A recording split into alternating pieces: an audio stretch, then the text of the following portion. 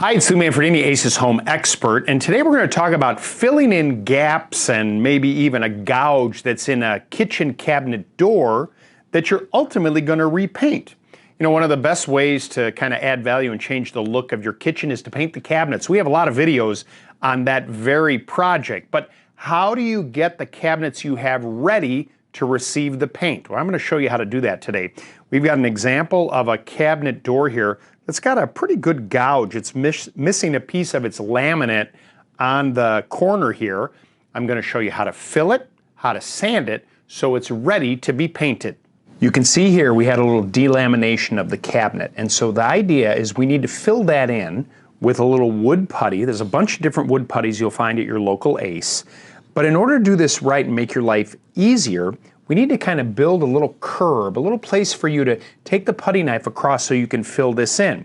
Now these are actually little plant sticks, but you could use paint sticks, you could use a tongue depressor, whatever you have that's large enough to go along this edge so that when I place this on there, I'm going to place it so it's kind of at the same level. It doesn't have to be perfect, but you can see there's like a little edge that we're going to put there. And you have a couple of choices depending on your cabinet. You can either take little nails to hold it in place, or one of my favorites, the hot glue gun. So I'm going to go ahead and take this little stick, and I'm going to put a couple little dollops on here. Remember, we don't need this to be permanent, so we just need a couple little dots of the hot glue right there. And be careful, because it's hot, which is why they call it a hot glue gun.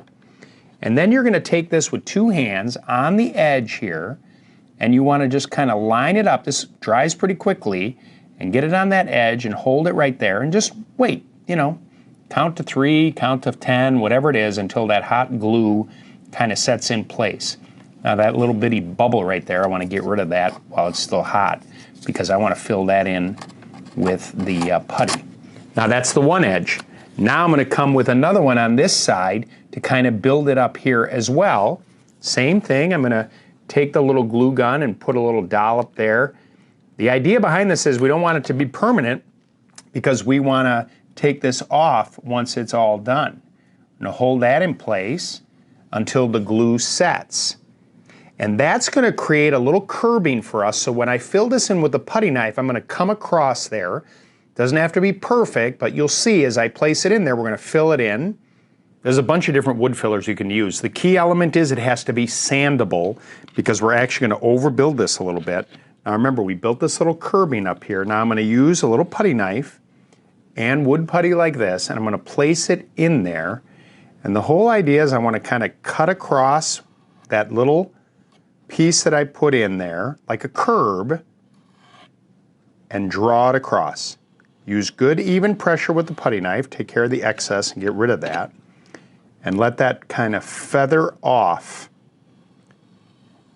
Make sure you do a good job of filling it all in. You can even draw it back this way a couple times. You're trying to fill that in, and now you want to let that dry.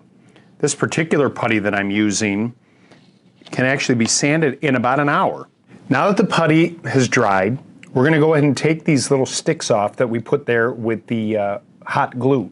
I want you to take a utility knife and along the edge, make a little cut just to separate where the putty and the wood is.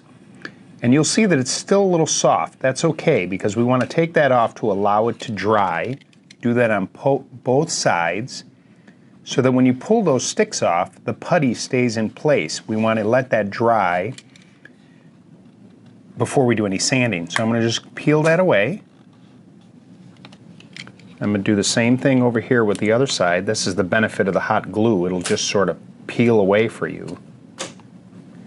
Now we're going to let that harden and get really dry before we go ahead and do our sanding. We can test that out. You can see it's still a little soft, so we're going to give it a little bit more time. Now that the putty is completely dry, it's time to do some sanding. I would use a medium grit sanding sponge across the top and get it nice and smooth. Remember, we're trying to fill in this patch so that we can ultimately paint this cabinet door. And you may find that there's a little bit of a gap or something you may need to fill in with a little bit more putty. That's okay. Add it in there, sand that nice and smooth, and once you're happy with the results, I would go ahead and spot prime that area with a little primer, and then after that you can go ahead and paint the cabinet door. As I mentioned, there's a lot of different wood putties you can use. You just want to make sure that it says it's sandable, and the store associate right at your local Ace can help you. Now, we primed it and painted it using Beyond Paint, and it looks fantastic. It's a great way to change the look of your cabinets. You can always visit us at acehardware.com, and please subscribe to our YouTube channel for more videos. Ace is the helpful place.